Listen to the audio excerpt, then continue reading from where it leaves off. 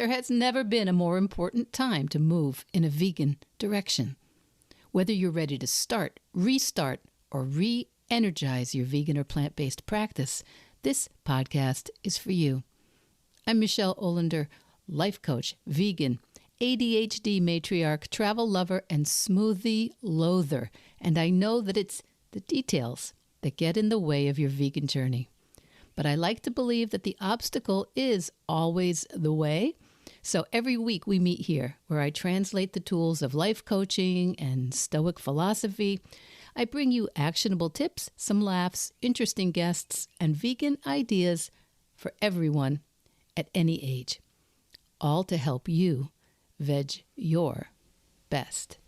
Episode 229, my veg your besties. Episode 229. Welcome back. You know, I've been covering some ground this past month. I've been all over the place. We started the year with an awful lot of plates spinning. You too? I bet you too. You know, more than once since 2025 began, and it's only a few weeks, right? More than once, though, this calendar year, I've had the thought, one step forward, two steps backwards. Have you ever had that thought? That is one of those thoughts I'm pretty prone to have on repeat in my brain. It's got a pretty deep groove. One step forward, two steps backwards. You know, the author and speaker Jon Acuff, he calls those soundtracks. You know, they're repetitive thoughts and stories that are so familiar we don't even really notice or cross-examine them anymore, but they tend to shape our lives. And, you know, as a coach, that's something I'm always on the lookout for, not just in my clients, but definitely in myself. You know, those sticky thoughts that they just sound like you're reporting an unambiguous fact, like you're reporting the news.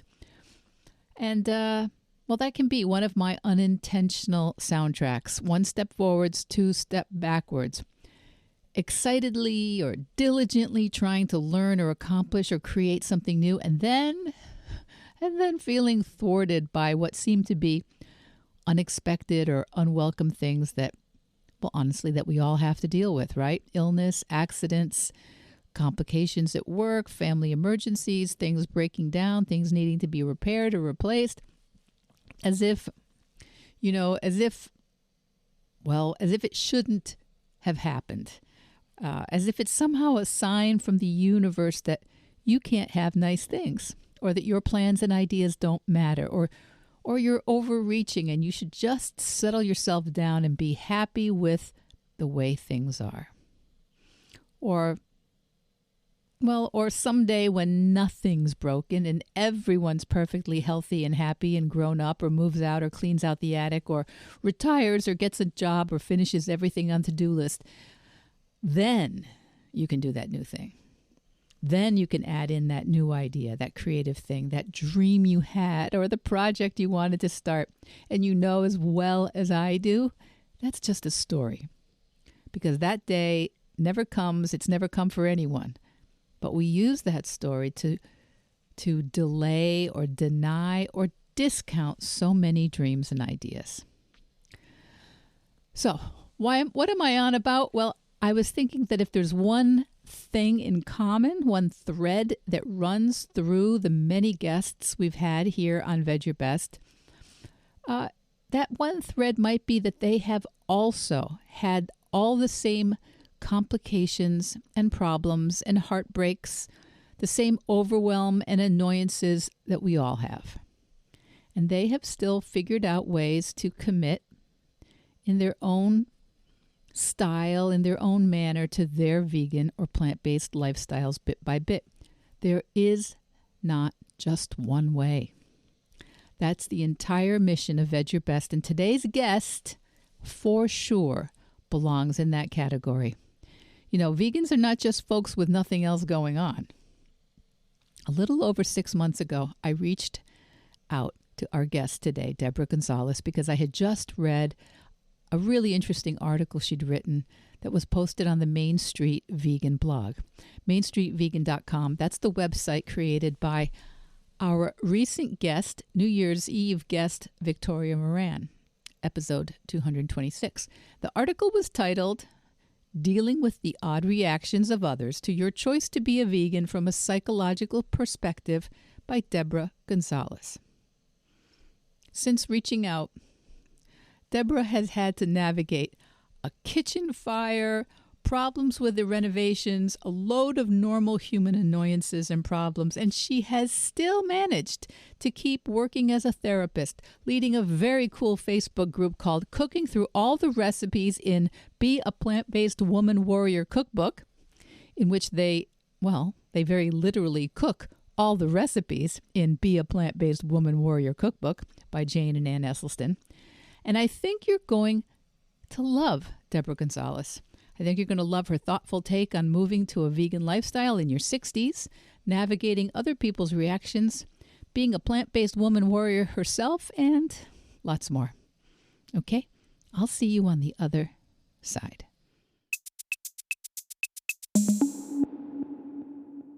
Deborah Gonzales, welcome to Veg Your Best.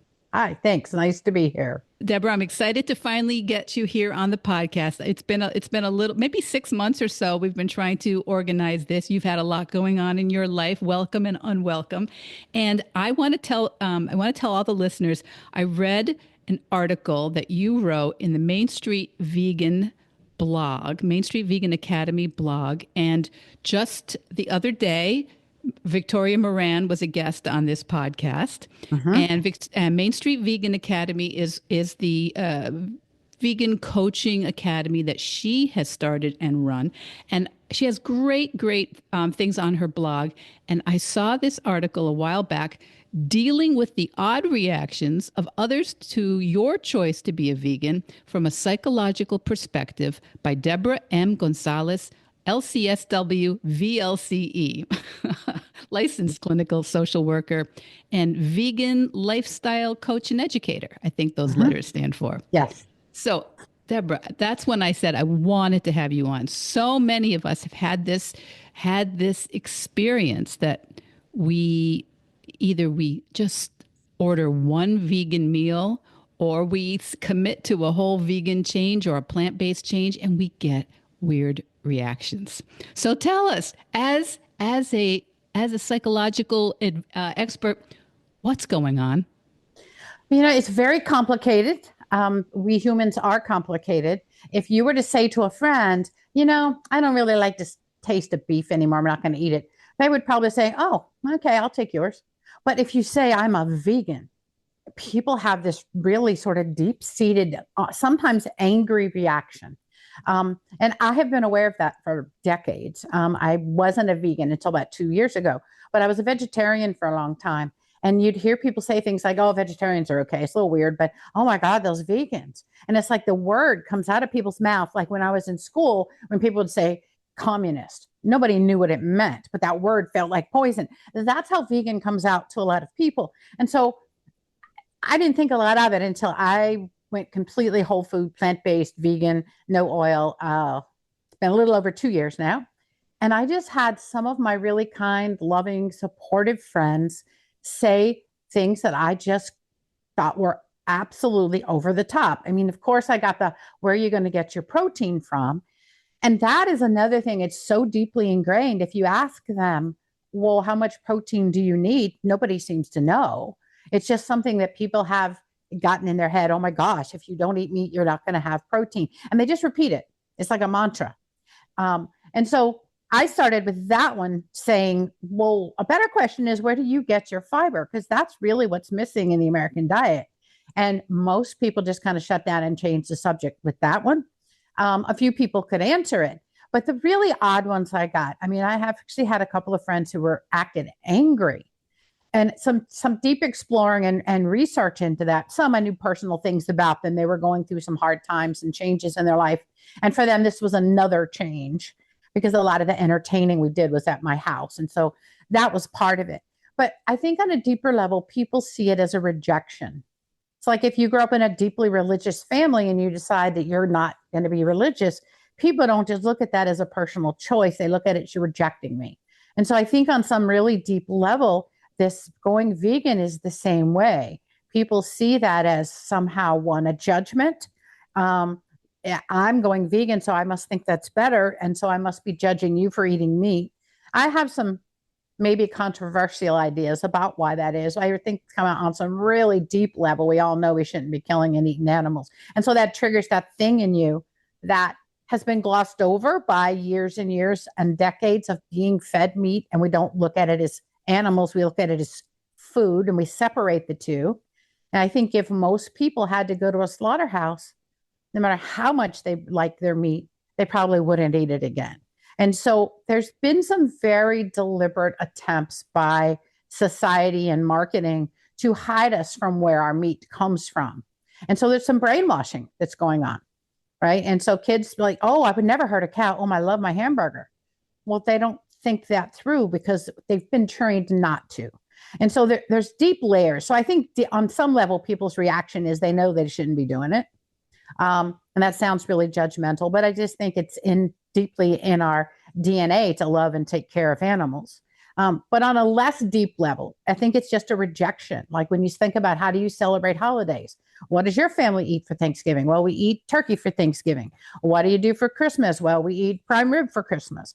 If you're allergic to it, people tend to have some understanding for that. But if you outright say, I don't do that, then people feel rejected by you. And they're not just feeling you're rejecting their food choices. It's on some level, you're rejecting them as a person. You're rejecting their values. You're rejecting their beliefs. And it just triggers something in people. Saying plant-based doesn't tend to do the same thing. Vegan has been a word that has been demonized in our society. You know, there's all these jokes. How do you know someone's a vegan? Well, wait 30 seconds, they'll tell you. So I don't know exactly where all that started, but certainly the meat and dairy industry have promoted those things as being somehow a bad thing to do or say. I mean, Oprah said something one time about not eating hamburgers and she got sued, and it's a horrible big thing. So there's a lot of behind it. There's a whole lot of capitalism, but the average everyday person who is your friend, I think it's just a deep-seated feeling of you're rejecting me, you're judging me. And so I think what we have to do, depending on where you are in your journey as a vegan and what your plans are, if your relationships are really important to you, we have to be cautious how we come across. Instead of saying, oh, I don't eat that, just say, I don't eat that anymore. Very kind of just without the judgment, without the, whatever. And if people ask you reasons, you can give some reasons. Health reasons tend to be the ones that don't get people as upset as some of the other ones because there's controversy. I think intentionally created controversy around the environmental parts and the animal rights parts of it. But I think balancing out with our friends and then our families, if we're not out there being an advocate, if our job isn't to disrupt and kind of put it in people's face to try to change them, if what our goal is just to eat our way we want to eat, live how we want to live, and get along with people, I think we just have to be non-judgmental in how we say, this is just a choice I'm making for me. So this is all very interesting because I've been vegan about 10 years, a little more, I guess. And so I have always been a little bit, I'm a pleaser. So I never want anyone to feel too rattled, too upset. I did believe people felt judged immediately with that. And I tried super hard not to, partially in the beginning from a point of view of, I think I can make this work, but what if I can't? I don't want to be burning a bunch of bridges with my closest friends and family and then say, yeah, I'm actually eating chicken, eggs, and beef again. Yeah, absolutely. There's a lot of hesitancy on all kinds of levels. And I think anytime you disrupt the status quo, people question it because we're habitual. We like to do things the same way, go the same places. We kind of like to get into those habits. And when you create something that in other people's minds, oh my gosh, she doesn't eat this. Well, what does that mean? I mean, you're disrupting their status quo. Can I invite her over for a cookout on 4th of July? Can we go out to the movies together? What do we do? Well, of course you can. Do all the same things. And if I need to bring my food, I bring my food. But I just think that food is so primal and such a center of our social life that it just causes people not to know what to do or say. mean, my friends, the reactions, some of them have just been amazing. I have one really good friend who's got a adult son who's vegan. And she, even before I was vegan, asked me to make vegan food for him when he visited.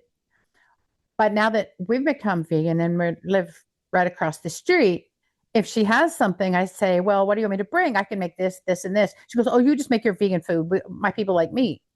I'm like, well, I can make a salad or a potato salad or, I name these things. They say, no, just you do yours. And so the first time I did that, and it felt really weird and isolating. I just made food for us. Everybody ate their separate food. And she even had a separate counter. You put your vegan things over here.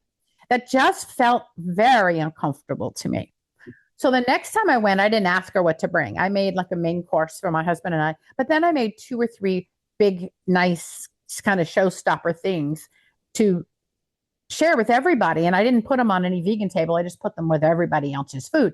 People were eating them and asking about them and saying, oh my gosh, it's good. Can I have the recipe? My friend goes, it's vegan. It's almost like she had to warn them that they were going to catch something from it.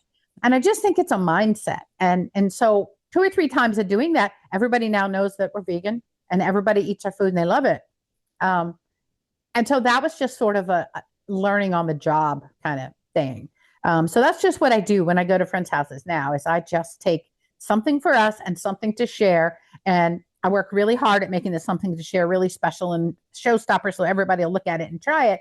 Everybody has loved it so far. And I'm not trying to preach or trying to change anybody. I think we can integrate our way of eating with the mainstream world without it being so hard. Yeah. No, you said the I word, isolating. This is the thing I hear from people. Sometimes it's their fear of being isolated more than the actual reality of being marginalized. But things like that, especially if you are leaning into this lifestyle, can feel really hard. Like I have a client years ago told me at Thanksgiving, they give her the vegan table and you keep all your vegan stuff over there. And she goes, well, it's just green beans and Brussels sprouts and and they're like over there. And so I kind of laughed when she told me that. She goes, it's not funny. It doesn't feel good at No, it's all. bad. Yeah. So I Yeah. just don't do that anymore. I don't ask. I put it on the table with everybody else. And I see people who've been very skeptical in the past kind of try it when they don't know I'm looking. It's not going to change you. It's not going to turn you into a vegan. It doesn't have anything contagious in it. It just is taking out things. And that's the part that seems so odd to me. Yeah. I'd really like to work with restaurants. There's so much they could do better. There is. You are so right. Every salad has cheese or chicken or something. Why not have a salad that's just vegan? And underneath, add chicken, add cheese, add whatever you want to do, rather than, but it's just a mindset. Restaurants even call the meat protein. They don't even call it meat. We're serving a protein, a starch, and a veg, and protein is always animal. So we have a lot of work to do on that front for sure. We do. So tell me a little bit about your transition. So you say you were vegetarian for quite some time. Right. What was the motivator for you to come to the dark side of veganism? Well, I want to talk about how I got to vegetarian first, because when I think backwards on it, it's really interesting. I started as a child. I wasn't anti-meat. I was just pro-veg. And at home, my mother always served 4 or 5 vegetables with every meal. So if we would go out to eat or I would go to a friend's house, there'd be one little tiny thing of kind of like a garnish of vegetables on the side, and then all this meat and other things. And so I started ordering vegetable plates because I wanted all the vegetables. I didn't feel like I had a meal till I had a lot of vegetables. So I think for me, it was sort of a natural progression. I grew up in a family that was veg heavy, not anti-meat at all, but very veg heavy. Then, in the early, I guess, or mid 70s, like everybody else, I read Diet for a New America and some of those, pivotal books. And I realized, this is really what I want to do. I had in the back of my mind, vegan's good, but it would seem so hard back then. I was a single parent and going to college, and there weren't the availability of resources as there are now. So vegetarian seemed to make sense to me. I didn't like the idea after I read what happened in the slaughterhouses. It just seemed horrible. I didn't quite know about the eggs and cheese at that point. And so I was vegetarian for a very long time. I ate a lot of cheese. And then I moved to Alaska, which of course is, seafood everywhere. And I had gotten married recently. So I started eating seafood. But then I gained a lot of weight. I wasn't feeling great. I had a lot of arthritis and different things and getting older. And I said, I really got to get my health in check. I'm going to go back to not eating this. And then I started reading more about whole food, plant-based and veganism. And then I had a really emotional experience with a dog that we had to have a vet come put to sleep. And she was just the dearest thing. We had rescued her. And it was like I had this message from her as she was finally giving into the anesthesia. See, some people would eat me, and I'm an animal just like the pigs and the cows and the fish. And it wasn't a voice so much, it was just sort of this thought that came through as she was going. And I looked at the vet and she was crying, and the vet is a vegan, which I don't know why all vets aren't vegans, but that's a story for another day.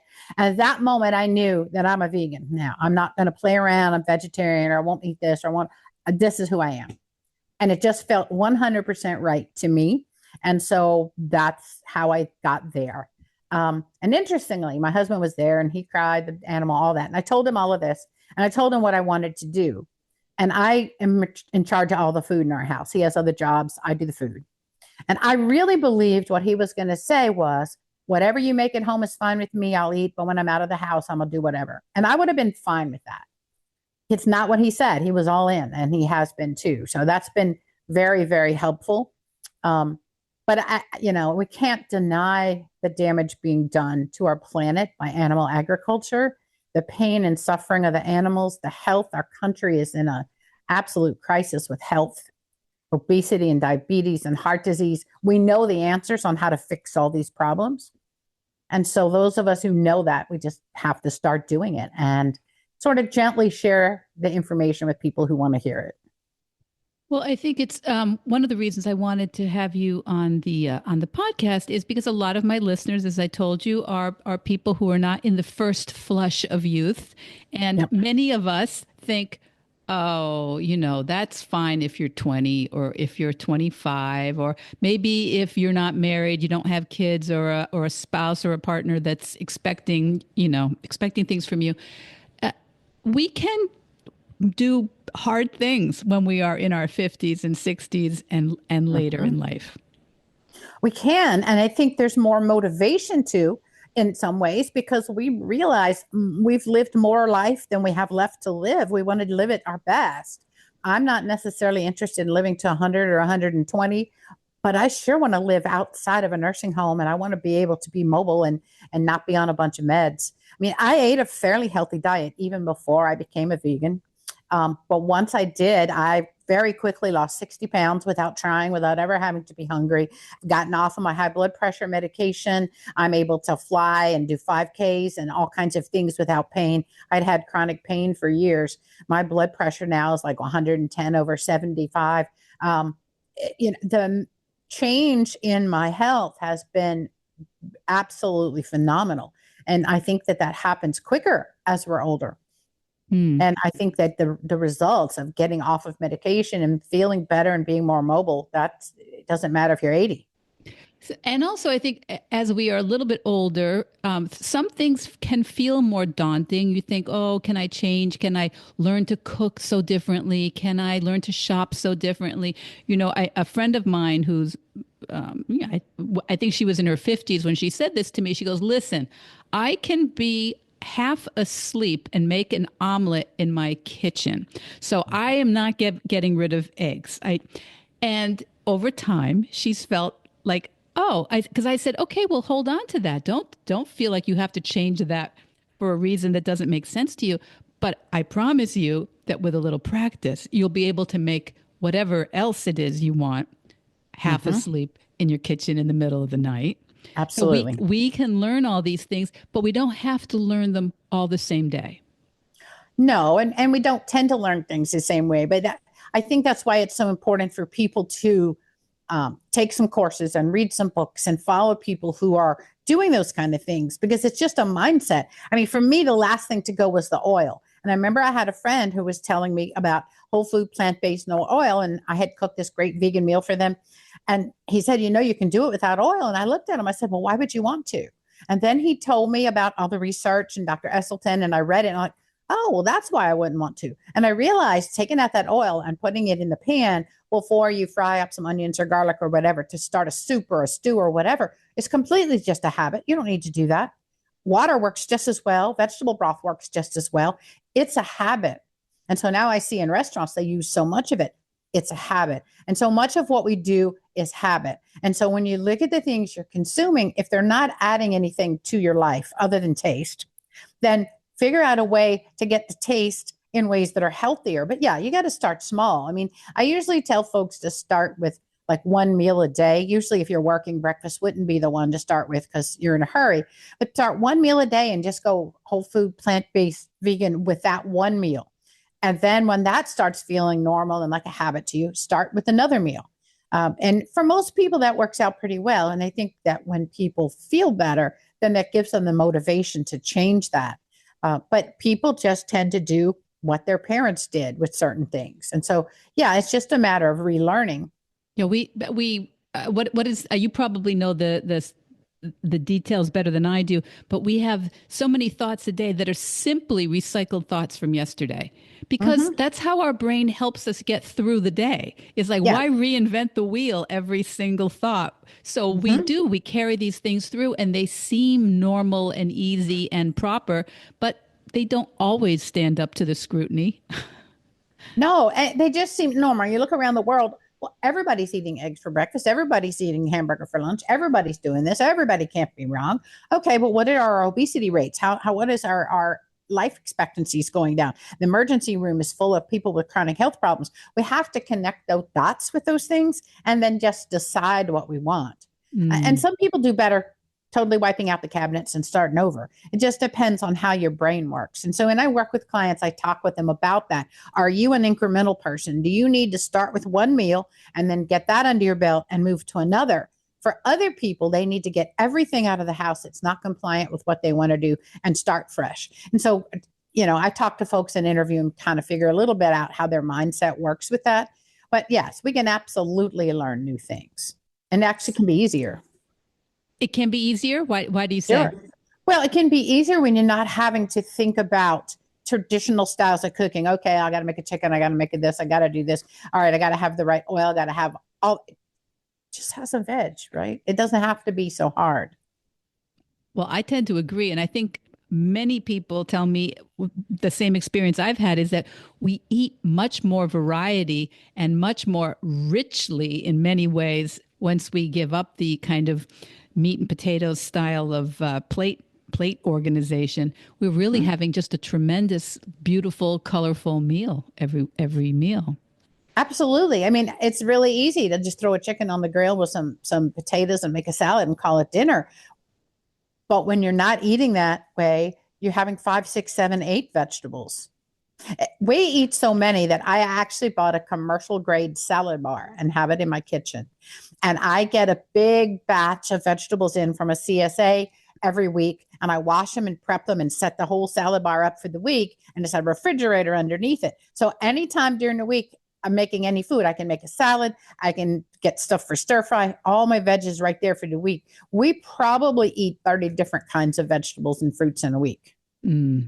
So you mentioned that you are in Alaska. Are there any particular tricks to being a vegan in Alaska? I know it's a big state. Yeah, it's a big state that's mainly empty. And most of the people live within 50 miles of my house here in Anchorage, Alaska. Yeah, the trick to being vegan in Alaska is to eat at home and to forage. If you like seafood, this is the place to come for sure. And, there's a lot of hunters and fishermen here.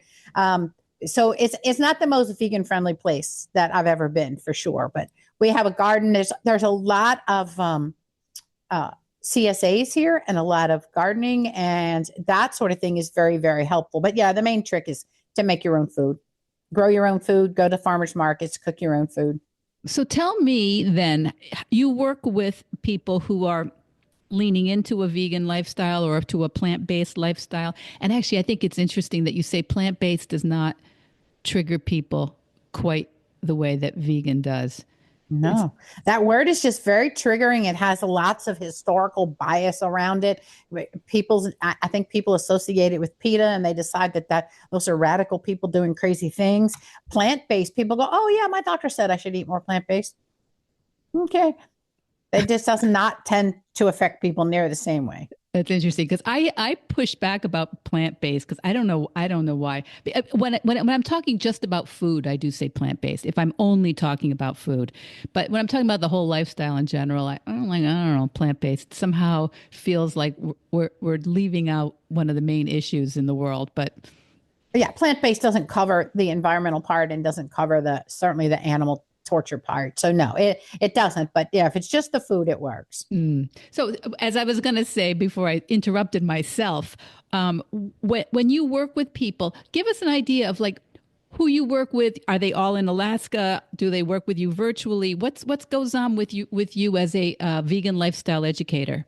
So most of them are not in Alaska. I have a really huge Facebook group that I started before I knew what I was going to do business wise with this. I just wanted to start meeting more people that ate this way. I wanted to be actively involved and have a community. So, in the style of Julie and Julia, I took the book Be a Plant Based Woman Warrior by Jane and Ann Esselton.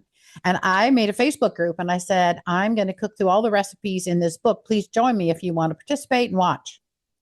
And it was just going to be like a passion project because I love that cookbook. And it's really excellent for people just starting out because it takes ingredients that most people have, leaves out some other things, and gives a lot of versatility in how the recipes go.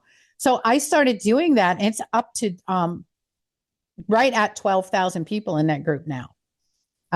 And people are just loving it because lots of people are really motivated to eat healthier and do plant-based eating. And that cookbook is just a wonderful way to do that. And I had plans in that to be doing cooking demonstrations and courses and that kind of thing.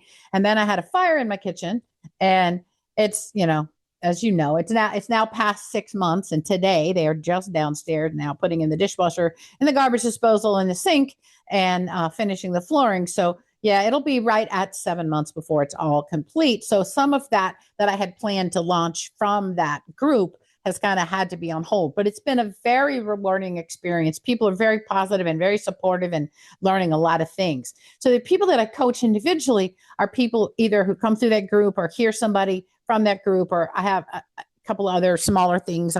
My name of my business is Flourish with Plants, and I have a smaller group with that name. And so the people contact me through that way. And I work with people two different ways. Either people who I know I want to do this, I just don't know how to start. Or I've tried to do this, I want to do this, but I can't stay on it. And so I work with people around the mindset of don't look at this, oh, I have to give up a burger. Look at this, I get to try all kinds of wonderful bean burgers and others. Look at it from the standpoint what I get to eat as opposed to what I don't. And if you break that, it just changes altogether. But just sort of finding out where, kind of like I did in my psychotherapy practice, where are you and where do you want to go and how do we get there? And for some people, they just really need that reorganizing of the kitchen so they don't just do what their mom did and their grandma did and reach right for the meat for the meal. Just breaking that pattern of that's how we think. And it just depends on where they are. But I work with people all over the world. Now, can people still join your Facebook group? Absolutely. Yeah. How do they find the Facebook group? So it's called Cooking Through. It's a really long name. Cooking Through All the Recipes and Be a Plant-Based Woman Warrior. That is long. It is long, but the name of the book was long, and that's what I was doing. So people can join there, and then they have to answer a series of some membership questions, kind of give information on what the group needs and wants, and agree to the rules. We don't allow any snark like a lot of Facebook groups have. We don't allow any negativity or any judgmental, and it's just supportive and talking about these recipes and how you're using them in your life. And it's been very rewarding, and I'm very excited that maybe in a couple of weeks when I reorganize everything in the kitchen and run everything through the dishwasher, that I can actually start doing some cooking classes and some more demonstrations, because I think that'd be really fun. And people are really asking for that. Well, let me pick your brain. What is the kind of thing that you're looking forward to doing a cooking demonstration about? I'm not going to hold you to it, but the kind of thing. Maybe you've got something for sure, but maybe you've just, you're thinking about something. Well, I'm going to be cooking all the recipes in that cookbook. And so I've done a few. The ones I can do on my dining room table with the crock pot, I've done those. But now that I have the kitchen, I'm going to go through. There's some wonderful breads in there. There's one thing that's called Ceres breakfast pucks. And these are the most amazing oatmeal, peanut butter, banana, chia seeds. And they make these wonderful pucks that you can carry when you travel. So the other thing that I have been working on, I'm going to do all the recipes in that book. But during this time when I've been had my hands kind of tied because of the kitchen and we've been traveling a lot, I've learned a lot about how to travel eating this way and also how to, when you don't have a full kitchen. It's real easy when you have a full functioning kitchen and plenty of time to plan.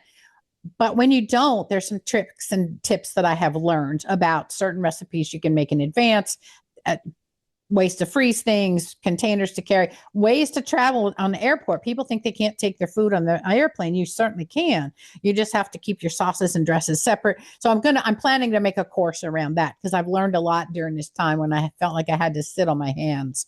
But I'm going to make everything in that cookbook that I haven't made already and post the videos for other people to see.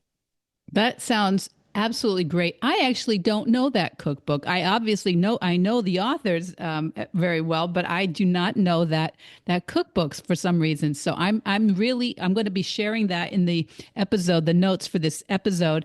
And I am impressed when people tell me that that's the one they recommend people start. When there's a certain book they recommend people start with. That's fantastic. I think you probably love it. It has some of the best salad dressings and sauces I've had, vegan or non-vegan. I mean, excellent. And those are some of the things that can make or break you. Like when you're doing this lifestyle, if you have to rely on store-bought dressings and sauces and salads, they're all unhealthy. So if you can have a few of those, up your sleeve for recipes you have on hand, that's good. But I think you'll love the cookbook. It's really great. And there's a lot of information in there about why they're talking about it for women and women warriors and stocking the kitchen. It's just a very comprehensive. I have over 1,000 cookbooks, and that's my favorite one. Well, and the other thing I heard you say, and I know you said you're going to talk about it more, but that you can cook a vegan meal in a crock pot on your dining room table with no kitchen. Wow. So there's no excuses really out there. Right. It's just, again, it's mindset, right? It's like when we go camping, we figure out how to make things work. And so I've been kind of camping for about 6 months and I have learned a lot of things. And you really have to adjust your thoughts because there's nothing I could do. I could scream in hell and stomp my feet, but that's not going to make any of my kitchen appliances come back. And so we really, really do have to have a plan in place so that we don't go outside or to a restaurant or friends' houses and be tempted by things we don't want to eat. There's no reason to be tempted by that. You can have whatever you want. You just have to. Planning is super important. Okay. Well, I'm going to respect your time and let you go, but I want you to give us a sense of what from a psychological point of view, what do we need to when we're doing a slow burn, when we're feeling like, okay, I'm tired of that joke about, I'm sick of being called out about my choices, or I guess we can't go there because guess who's coming.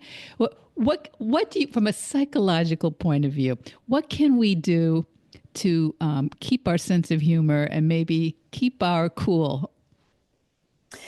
I think the Maya Angelou quote about when you know better, do better just really touches me in this regard. When people don't know what's going on, they don't understand it, they make jokes, they make flip comments because they're feeling uncomfortable. We don't have to feel uncomfortable because they feel uncomfortable. We can let them feel uncomfortable and just do our thing. We don't have to take it in. It's not about us. It's just they don't know what we know. They don't know what we're thinking or feeling. Just don't let it go into you. It's not about you. We know better, so we're doing better. I think that's a very important point to let be the last point today. Deborah Gonzales, okay. Thank you so much for joining us. Thank you for your wisdom. And we'll have all the links for people to get in touch with you and to join your Facebook group and look for what's coming next when that kitchen gets all plugged in. Absolutely. Thank you so much. It's been a pleasure. So what did you think of Deborah Gonzales? I love hearing Deborah's take on everything from how her thoughts changed when saying goodbye to a beloved pet, her favorite Esselstyn recipes, learning to cook without oil, and of course, navigating those tricky social dynamics around food choices. This is a reminder that living plant-based isn't just about what's on your plate, right? It's like everything else. It's about meeting the challenges and obstacles of real life as they come along, and hopefully growing in some resilience and compassion along the way, and creating ripple effects in your communities close and far. If you're feeling inspired to check out the Plant-Based Woman Warrior Cookbook, Deborah's Facebook group, or if you want to read Deborah's article for Main Street Vegan, the links are going to be all in the show notes. And if this podcast or this episode has resonated with you, please check that you've hit follow or subscribe, or maybe share it with that family member or friend who's been asking you a lot of questions about your plant-based choices, or maybe with that vegan you know who's been thinking about starting a business or an advocacy program. I know you've got a lot going on. I know. Even a small step, though, a small step like subscribing to a vegan podcast or sharing with a friend, it does create a small ripple in the universe, and that will come back to you. Because yes, it literally changes the future. Now, if you're not ready to make a big new commitment today or this month or even this year, I get it. I totally get it. I'm just asking you maybe to practice one new thought or soundtrack in your brain this year. And I'm suggesting you look for tiny ways that you can veg your best. Veg Your Best podcast production, music, and editing by Charlie Weinshank. Thanks, Charlie. Before you go, it would mean so much to me and the Veg Your Best team if you would hit subscribe, leave us a 5-star review, or share with someone you think might be interested. Something about algorithms, it helps bump us up a little in the rankings, and that's the best way to help others find the podcast and for us to find our audience. So, until next week, make it easy and veg your best.